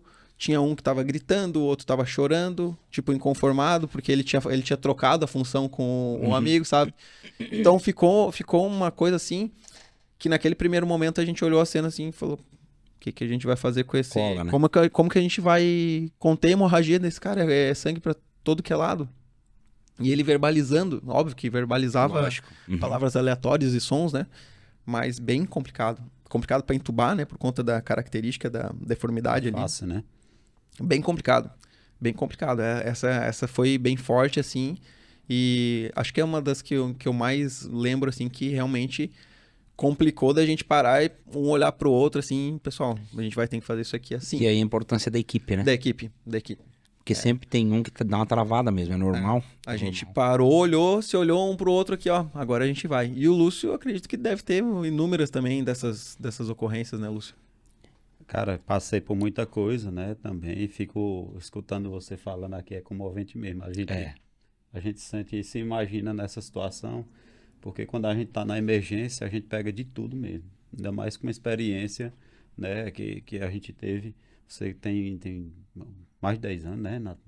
Tenho 8 anos na aviação. 13 como bombeiro. 11 anos, 11 anos. 11 anos. Rick, quantos anos já, Rick? Vai pra 20. 20 anos, pois é. Eu 18 anos. Tempo. E desde o começo trabalho com emergência. Comecei com emergência hospitalar, né? Depois SAMU, agora aeromédico.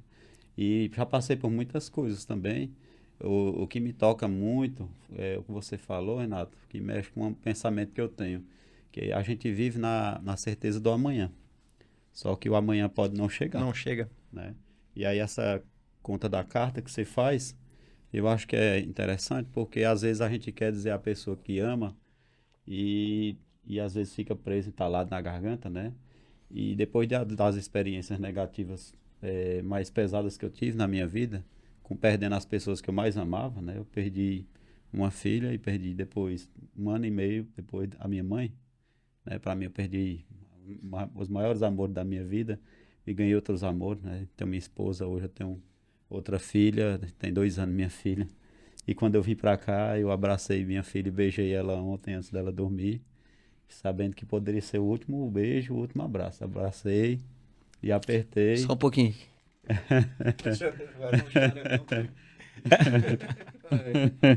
É louco, macho. Filho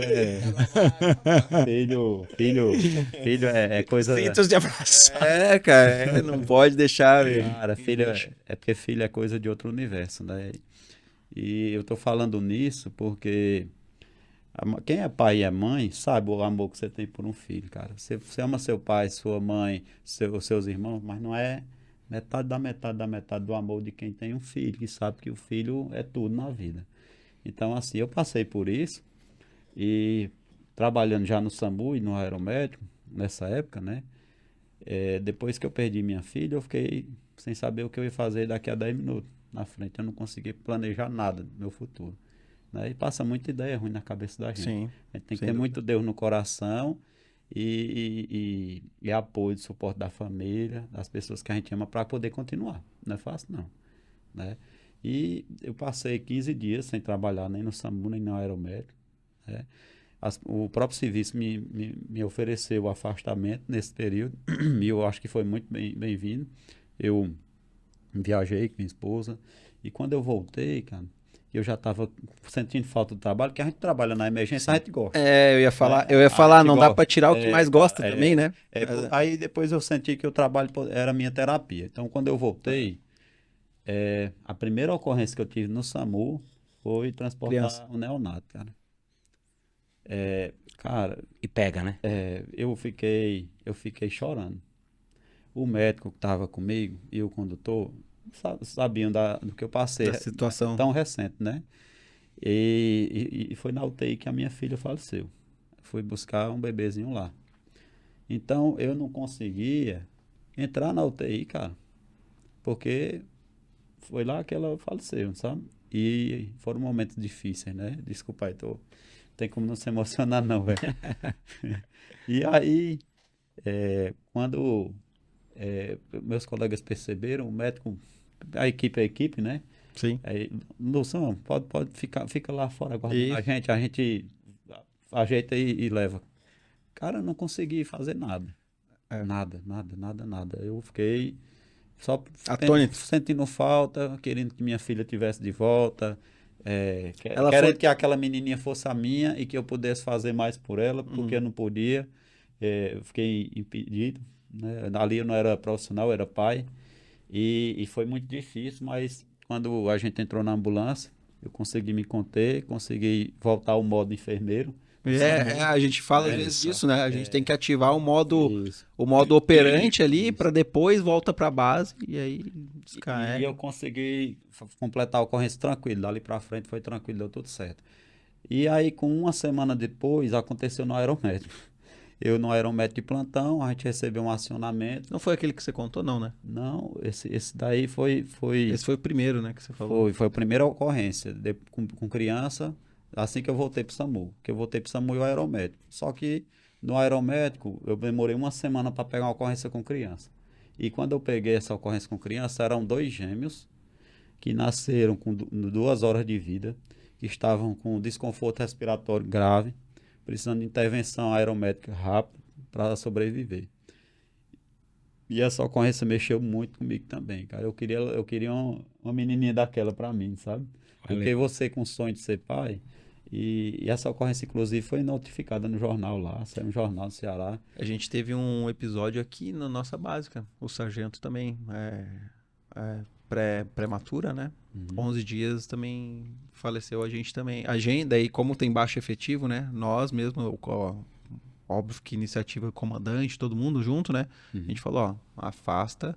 E aí, até hoje, tá? Quando é ocorrência envolvendo criança, a gente acaba falando, ó, sargento, fica aqui, né? Deixa que a gente vai nessa aí, até ele se sentir mais à vontade para ele falar, não, pode deixar que agora tá comigo de novo. Que trauma, né? Mas Deus é bom. Depois dessa segunda, né? Que eu me emocionei muito também. Aí da terceira para frente eu consegui me conter. Hoje eu atendo tranquilamente. Então essas, assim, mexeram muito por conta do emocional. Porque por mais que você seja profissional de saúde, você tem que ser técnico, isso é fato. Né? Você não precisa ser humano, né? você não precisa ser frio. Você ser Eu robótico, acho, né? assim, pelo menos é a minha opinião. Não é porque você é profissional de saúde, você precisa ser frio.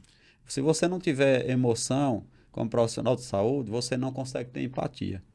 E se você não consegue ter empatia, você não consegue prestar qualidade e dar o melhor de si ali. Muito se fala, né, sobre a humanização, né? Isso. O atendimento humanizado. Exatamente. Você tem que ser técnico, mas também não pode perder a empatia.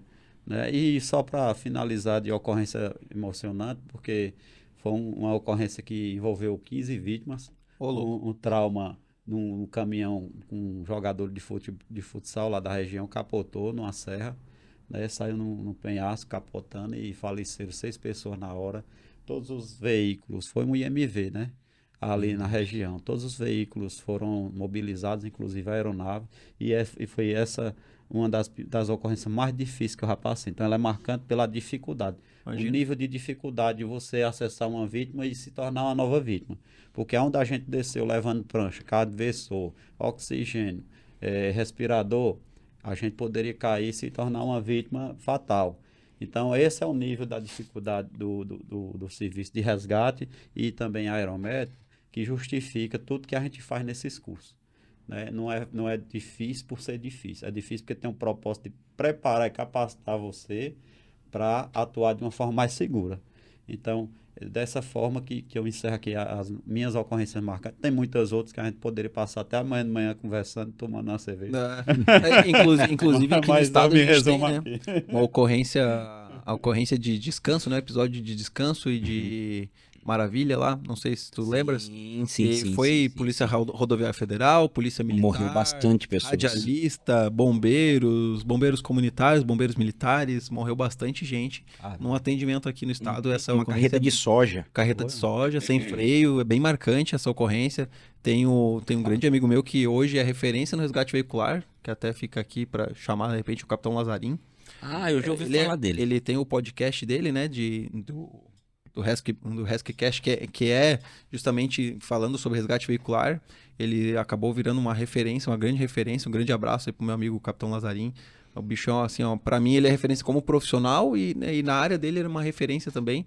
E ele fala muito sobre isso, né? Sobre essa parte da gestão de perigo, de riscos, né? Que a gente tem que ter, assim, uma atenção plena e constante. Se a gente não tiver essa atenção plena e constante, como disse o Lúcio, desceu lá num local onde poderia ele se tornar outra vítima, a gente às vezes salta num mar onde a gente pode se tornar outra vítima por maior treinamento que a gente tenha. A gente às vezes faz umas analogias pro pessoal cair na real. A gente fala assim, ó, o Michael Schumacher sabia esquiar. O Ayrton Senna pilotava bem pra caramba. Entende? Então, toda situação exige uma atenção extrema. E às vezes você tem que ficar atento naquela ocorrência que é simples. Porque aí você fica displicente, você relaxa. É só um transporte aeromédico aqui, a vítima tá estável. E aí você não cuida do rotor de cauda, rotor principal, aproximação da aeronave, pouso em local irregular, e aí você vai piorando as situações e não se dá conta que você está se expondo a um risco maior e relaxado ainda, né? E ainda tá relaxado. É igual paraquedista, né? Exatamente. Exatamente. Isso é o risco do excesso de confiança também, que às vezes o profissional adquire com o tempo, né? Ou então ele passou por teste difícil, acha que desculpa o termo, é o bichão que vai resolver tudo. Então tem que ter muito cuidado com isso. Por mais que você tenha consciência que você faz um bom trabalho, ter muito cuidado com esse excesso de confiança, essa vaidade, às vezes vaidade, né? E isso aí é um lugar muito perigoso. Que para a aviação, ela não funciona. Não funciona, não. Ela não dá muito segunda chance. Uma vez eu ainda estava conversando com o Coronel Kemper, e aí eu fiz uma pergunta para ele, nós estávamos numa live, e ele falou, Henrique, eu não vou com a Daís. Não posso voar com ela. Por quê? Porque eles são casados. Sim. O emocional, né? Então, se acontecer um acidente, né? Esse acidente normalmente tende a ser fatal. Pode vitimar os dois de uma vez. Pode vitimar os dois. E eu fiquei parado olhando ali, porque ele é emotivo também. Sim, eu já vi que ele começou a encher o olho d'água. E eu falei, rapaz, eu nunca tinha pensado nisso, Coronel. E olha a loucura. E é verdade, não pode voar junto. Né? Porque senão vai os dois. Então, você vê que interessante, já tem um protocolo pensando na fatalidade. E olha o nível de responsabilidade, porque são dois grandes profissionais, né? Um grande piloto, que é o Coronel Kemper, e a médica, né? Da Easy. Né? Então, eu acho que... nível de maturidade. Eu acho que é interessante até essa parte emocional que a gente passou aqui, que eu acho que isso é fantástico, né? Porque às vezes as pessoas não... Eu trabalho na emergência, eu falo que no SAMU, por muitas vezes, eu terminei a ocorrência, eu fui chorar. Só que não dava tempo de chorar, que já acionava, né? Eu já tive situação de ter que atender uma amiga que se suicidou, e eu fui atender, não sabia, né? E, claro, isso fica até um alerta, porque nós precisamos também desse trabalho psicológico nos profissionais. É verdade. De quando em quando, e não só quando acontece, mas esse trabalho contínuo. Porque esse tipo de profissional é um profissional que está exposto demais, né? Porque para a população, nós somos mecânicos. Esses dias eu estava falando sobre isso. A população acha que a gente vai lá, atende, volta para a base, para nós uma PCR. Não atender uma criança. Não. A gente sofre demais, cara. Eu lembro que as primeiras PCRs que eu peguei... Acho que é produção industrial. É industrial. As primeiras PCRs que eu peguei que não dava certo, eu falei, vou desistir. Chorei. Depois eu entendia que a PCR são múltiplos fatores do tempo-resposta. Nossa, tem muita coisa envolvida. Né? Só que na minha cabeça, lá no começo, eu falava, não, eu sou incompetente. Eu não consegui reverter a PCR. Né? E de criança, rapaz, teve crianças que a gente pegou, que a gente tentou, não conseguia. E eu não sou pai, Lúcio, né? Não sou ainda. Né? Né? Mas eu sei que depois que eu for, a emergência, ela vai apertar minha goela. Porque eu sei que é difícil, né? É difícil. Quando você for pai, lembre desse dia de hoje. Aí você vai perceber o que o amor move dentro de você. O que o amor por um filho move dentro de você. Você se transforma totalmente. Você é um novo homem, um novo ser humano. Muda, né? E é um ser humano melhor. Muda, né? Eu tava falando não isso. que você não seja bom hoje, mas você melhora, né? Versão 2.0. Se vocês pudessem deixar um recado para quem, tanto você quanto o Renato, porque a gente sabe, né, Renato? Tem muita gente que sonha em ser. Eu falo assim, ó, né? Agora também, né, trazendo vocês para essa realidade, porque eu sempre falo que às vezes a gente tá, Renato, no dia a dia, cara, mas tem muita gente que queria ser como vocês. Eu tô no meu Insta e eu recebo alguns comentários que são emocionantes, assim, de tipo, Henrique, o meu sonho era ser do bombeiro. Sim. O meu sonho, sim. cara, o meu sonho era vestir aquele macacão lá, ó. É. Meu sonho era ser do SAMU. Então, com o passar e você falando dos filtros, né, para chegar onde você chegou, né, pô, para se inscrever tantas pessoas e passar tão poucas pessoas, significa que além de você ser um cara inteligente, assim como o Lúcio, vocês são dedicados. E né? ainda às vezes tem que enfrentar uma barreira interna, né? Que às vezes tem falta de efetivo, não é só na aviação, tem falta de efetivo no quartel, e aí teu comandante não vai querer liberar. Exatamente, porque vai falar, pô, preciso de você aqui. Isso. Você depende dele, Isso. né? Então, assim, e às vezes eu escuto as pessoas, né? Cara, eu tive em Minas, né? Fiz algumas palestras já em Minas. E em Minas eu conversei isso com o comandante lá, porque eu fiz uma palestra pro pessoal que atendeu a Marília Mendonça. Eu falei isso pro comandante, eles ficaram muito emocionados lá com a palestra, né? E eu falei, muita gente sonha em ser como vocês. Muitos profissionais sonham. Talvez não vão conseguir chegar. Porque faz parte. Nem todos conseguem chegar, né? Então, eu escuto muito e recebo muito isso no Insta. Poxa, o meu sonho é ser como ele.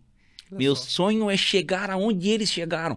Por isso que eu lancei aquela frase, honra a tua farda, honra o teu macacão. É isso aí. Porque o que eu recebo de gente falando, Henrique, eu ajoelho, eu peço a Deus para um dia eu conseguir chegar lá no SAMU, no bombeiro. Então, realmente, né? Nós fazemos parte de uma seletividade nessa saúde.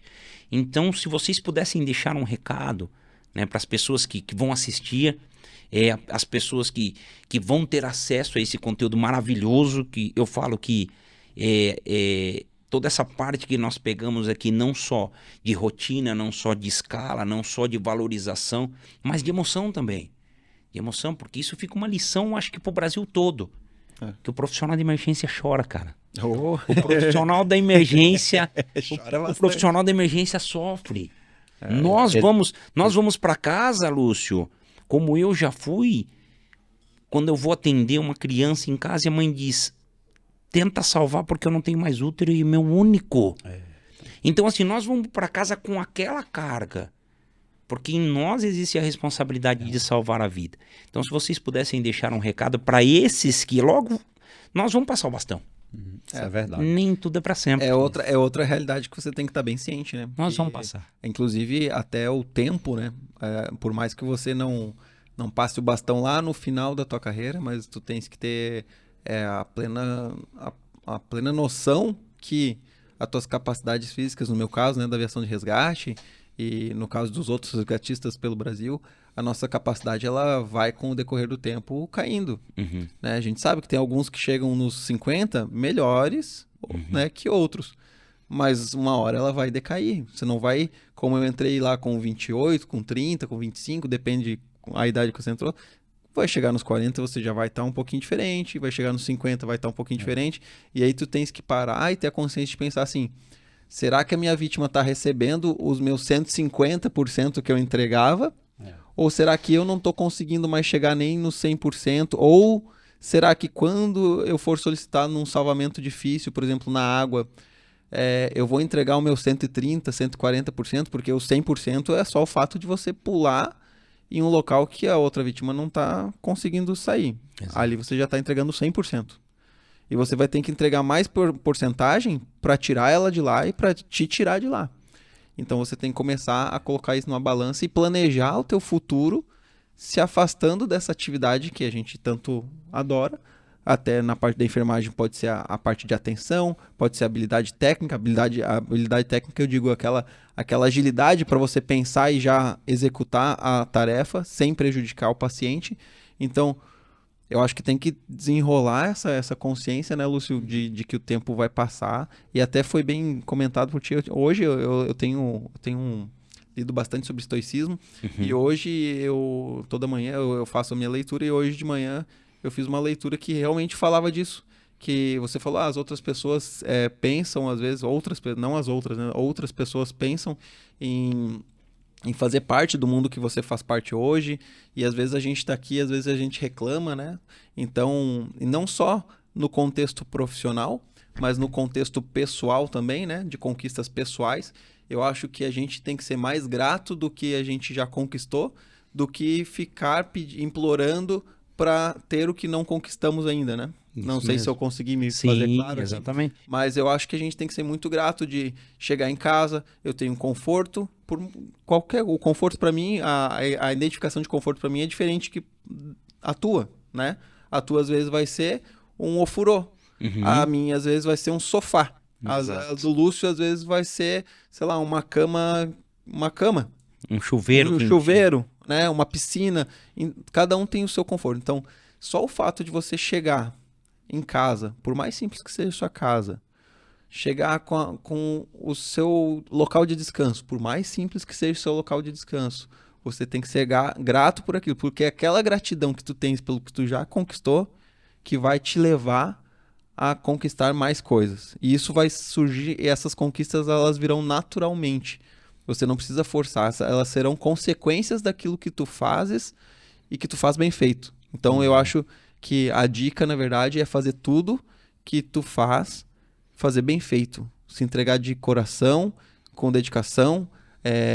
Uma coisa que meu pai sempre falava, né? A gente falou de retorno financeiro e tudo mais. E o meu pai, colono, né? Lá do interior do Rio Grande do Sul, ele fala assim, às vezes, ele fala, filho, eu nunca pensei, eu quero ser milionário, eu quero ter muito dinheiro. Não preciso nem ser milionário, né? Mas eu quero ter muito dinheiro, eu quero... Óbvio que inconscientemente a gente busca isso. Sim. Mas ele falou assim, tudo o que foi conquistado por mim, mesmo não tendo todo o acesso de estudo, todas as coisas, foi fazendo tudo que eu fiz bem feito.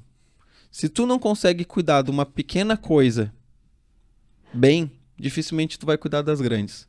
Então começa cuidando bem das pequenas coisas, fazendo bem feito, de coração aberto, vai começar de acordo com o tempo. Chegar a coisas maiores, você vai fazendo com a mesma dedicação e de coração aberto e bem feitas, que o resto lá na frente vai ser consequência. Então sejamos gratos de poder fazer as coisas bem feitas, com dedicação, que lá na frente a consequência vai vir. Vai ter obstáculo, vai ter parede, vai ter vaidade, muita, né, Lúcio? A gente falou muito sobre isso. Vaidade, a vaidade ela vai, às vezes tá disfarçada de amigo, né? O obstáculo vai estar disfarçado de parceiro, né? Isso vai existir sempre, em qualquer ambiente. Mas a gente tem que continuar fazendo o que a gente faz, dedicação, de coração aberto, que tudo vai acontecer naturalmente, vai dar tudo certo. Lá no final, na tua despedida desse plano, aí a gente vai fechar o olhinho, deixei o meu legado bem feito, consciência tranquila. Acho que é isso aí, né, Lúcio? Pra gente ir. É verdade. Eu filosófico. Não, tudo que você fala aí, eu prestando atenção, o Rick também, é bom demais, assim, a gente ouvir um conteúdo tão rico como esse, que a gente tá tendo aqui hoje, né? E aí a gente vai passando um filme na cabeça da gente. Porque tem toda uma vida profissional, pessoal, toda uma vivência que a gente enfrenta, né? Especialmente na emergência, que a gente tá falando aqui, o teor da nossa conversa, que tudo que a gente faz hoje e a gente leva para a internet, a gente inspira muitas pessoas, né? E o Rick bem ponderou aqui quando ele fala que as pessoas ficam encantadas com aquilo que a gente faz, querendo estar fazendo também o que a gente faz. Eu acho super louvável. A gente vai sim passar o bastão, né? Às vezes ninguém sabe exatamente quando vai ser, mas isso vai acontecer. É o processo natural do mundo, e até com nossas condições físicas vão se esgotar para isso que a gente faz hoje com maestria. Daqui a pouco a gente não vai mais estar conseguindo fazer com maestria, e vai ser um momento de refletir, parar e transformar em outro tipo de atividade, né? O que eu digo para as pessoas que querem se tornar um enfermeiro, um advogado de sucesso, um resgatista de sucesso, um enfermeiro de voo que é apaixonado por aquilo que faz, primeiro é ter consciência se realmente é aquilo mesmo que essa pessoa quer. Porque um ponto mais difícil é você saber o que você quer, e sabendo o que você quer, você colocar no papel, planejar o caminho para chegar lá, criar metas dentro desses caminhos e ponderar datas para executar as metas. O principal é colocar prazo, né? Isso, Senão isso. você Porque fica... se você não coloca prazo, você vai sempre deixando para amanhã, depois da manhã e nunca chega. Então, hoje, para você conseguir o que você quer, você tem que ser organizado, determinado, persistente. Você tem que buscar superar as dificuldades que vão aparecer, muitas vezes financeiras, porque a gente vive num país onde as condições financeiras são muito difíceis para muitas pessoas, né? Uma barreira difícil, mas que é possível superar. A gente já viu tantos exemplos, né? Para umas mais do que outras, mas manter o foco diante das dificuldades, porque elas vão aparecer e muita gente desiste nessa hora, né? E a gente que está aqui hoje, né, contando casos de sucesso das nossas atividades, é porque quando nós chegamos nessas horas, nós trincamos os dentes e continuamos, né? A gente aguentou, se submeteu ao sofrimento e nós se demos o luxo de sofrer e resistir ao sofrimento, porque as pessoas não querem mais sofrer, gente. Hoje nós estamos numa geração onde as pessoas querem conseguir tudo por um aplicativo, por um clique. E não é bem assim. Por mais que nós tenhamos aí as tecnologias de inteligência artificial e tudo, a gente tem que ter um esforço próprio, tem que ter um estudo, tem que ter um esforço físico. Uma entrega, né? Tem que ter um esforço técnico, você tem que ter um intelectual, você tem que juntar tudo isso para atingir áreas difíceis. Porque só chega ao topo quem está determinado a sofrer, né? Então, é isso que eu digo. Então, se você quer chegar a fazer, a trabalhar no 1%, no 2%, que está lá em cima, esteja preparado para sofrer, resista, se dedique e não desista nunca. Desistir nunca é uma opção. E é muito importante o que vocês dois falaram, porque eu tenho um pouco de preocupação, agora já indo para o final mesmo. Ainda mais com a vida, né? Eu tenho um pouco de preocupação dessa geração. Uma geração que não é muito aceita ou não. Uhum. Na nossa vida a gente vai ter muito não, né? Verdade.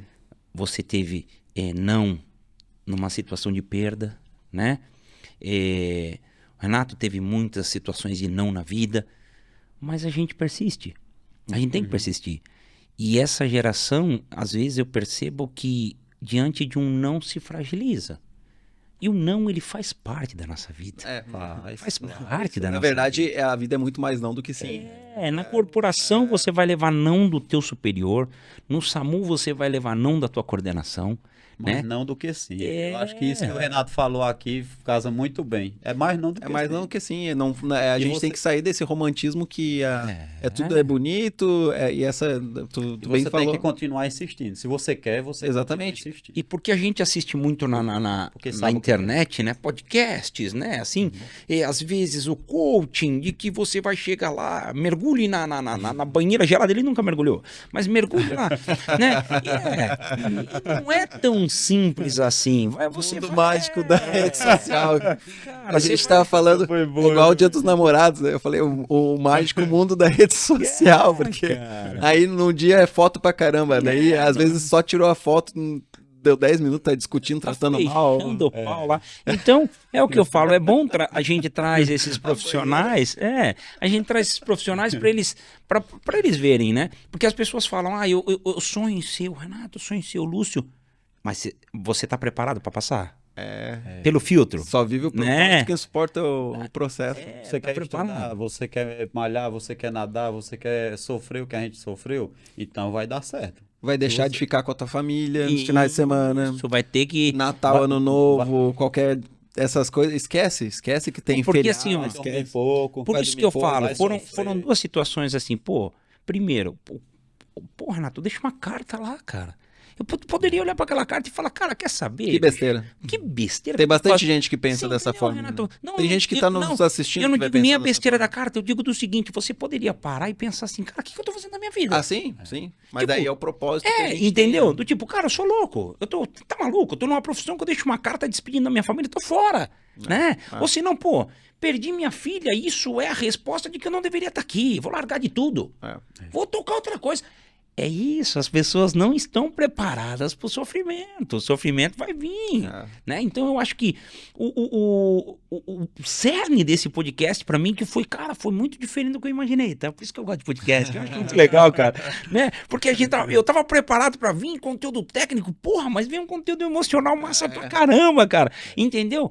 Que mostra pras pessoas que estão nos assistindo de que você tem que estar preparado para isso também. Não é só estudar, não, é a carga emocional, é as adversidades da vida que vão fazer e vão exigir de você o máximo, né? Então, para quem que às vezes vai lá no meu Insta, no meu direct lá e diz, eu queria ser igual o Renato, eu queria ser igual o Lúcio, show de bola, assiste o podcast. Fica à vontade para você ver. Né? A dificuldade de cada um. O 0,5% que a gente mostrou. Meu amigo, a dificuldade de cada um. Dá uma olhada.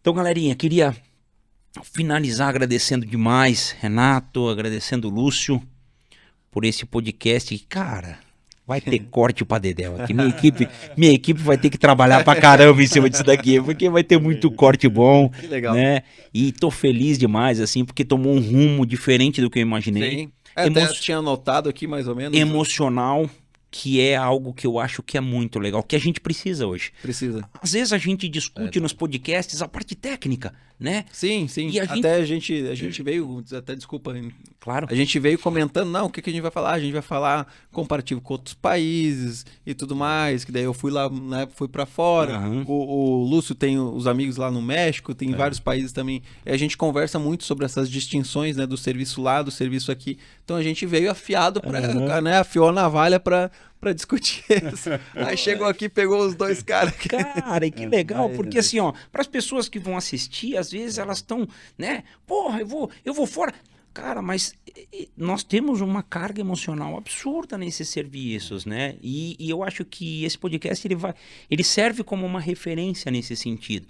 Da pessoa, pô, ver o Renato uma hora emocionado chorando, o Lúcio uma hora emocionado chorando, eu tendo que me segurar aqui para não chorar, porque senão o podcast acaba. Pra ir se abraçando. Mas interessante, né? Porque eu falo que a nossa maior mensagem é isso mesmo, né? De que, e eu espero que a população assista, porque esses profissionais são humanos.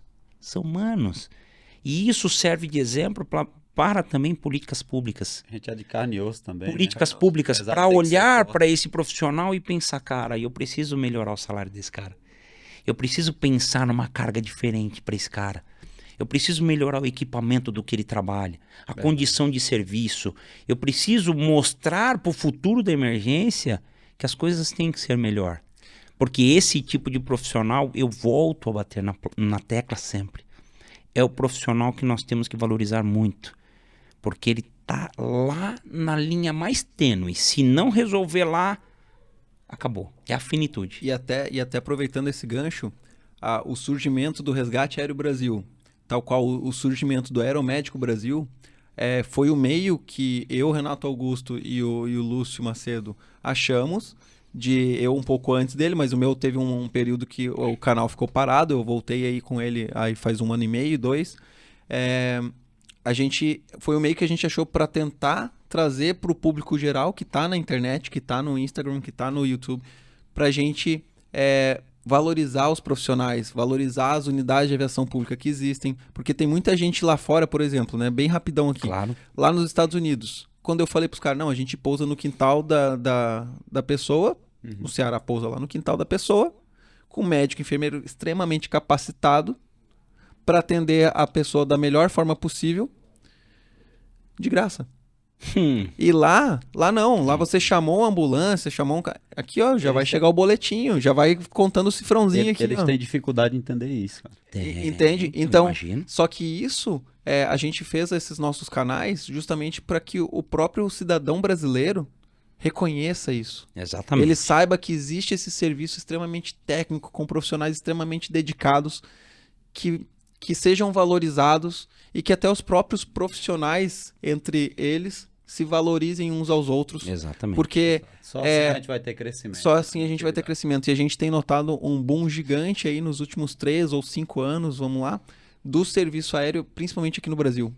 Então a gente tem notado já que o pessoal, o serviço aéreo, e aí a gente vê uma operação como Brumadinho, Rio Grande do Sul, Petrópolis lá no Rio de Janeiro, a gente teve enchente lá na Bahia também. Então, o quanto o serviço aéreo ele pode fazer diferença nessas situações tão caóticas.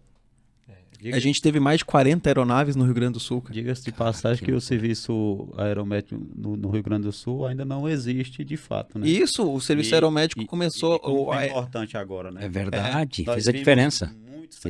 Muitas cenas de resgate e transporte aerométrico nesse período. Muito transporte aerométrico. E fica a dica, né? Exato. Para o governo do Rio Grande do Sul, depois dessa situação, aderir, né? Exatamente. Aderir. E a gente, é o que eu falo, a gente aprende cada vez mais. E é necessária a política pública. Sim. Ela é boa, ela é importante, para que a gente possa melhorar. Só a né? política pública garante aquela. Exato. Se não porque tiver assim, política pública, fica solto. E outra, a população tem que, de uma vez por todas. E eu falo assim, valorizar o profissional, cara, é de graça. Irmão, um helicóptero tá pousando na tua casa para te atender sem R$1. Assim, daí o pessoal, não, eu sou pagador de imposto, mas, meu amigo. Meu irmão, nos Estados Unidos, uma aeronave pousar é coisa absurda, o valor. Absurdo. Não, e assim, pousou no meu quintal, vamos colocar aí, a hora voo não, mas qualquer ocorrência, por mínimo, vamos colocar só o custo querosene do um AS350B2, que é 1 quilo. Se a gente for colocar a hora, voo dele, mais ou menos, eu consumo 110 litros hora. Vamos colocar 100 para fazer uma conta básica. Se a gente estiver cobrando aí 12 o litro, R$10 o litro, vai ser R$1.000 só de saída. Só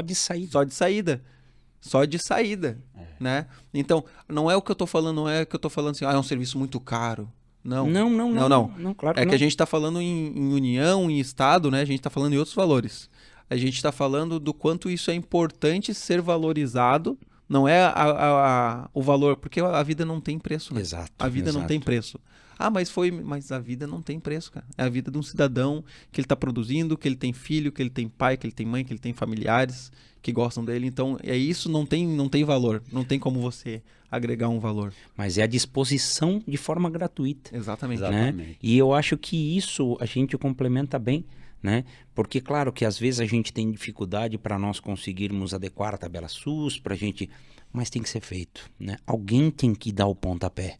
E eu acho que o que vocês estão fazendo, tanto o Renato quanto o Lúcio, lançando um canal, nós vamos deixar o link, tá, para vocês seguirem, eles seguem, que eles são top. Isso é importante, a divulgação é importante, porque a gente só consegue chegar de forma massiva hoje através da internet.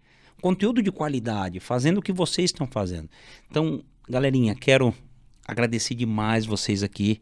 Foi sensacional, acho que eu aprendo mais. Eu falo que o podcast para mim é maravilhoso porque eu aprendo pra caramba, cara, né? Aprendo mais, então que Deus abençoe muito a vida de vocês, cara. Muito, muito no serviço, no que vocês fazem, que vocês desenvolvam, possam cada vez mais serem referências, né? Palestrem mesmo, galera. Arrebentem mundo afora, porque a gente precisa de pessoas assim, tá? Então agradecer, galera.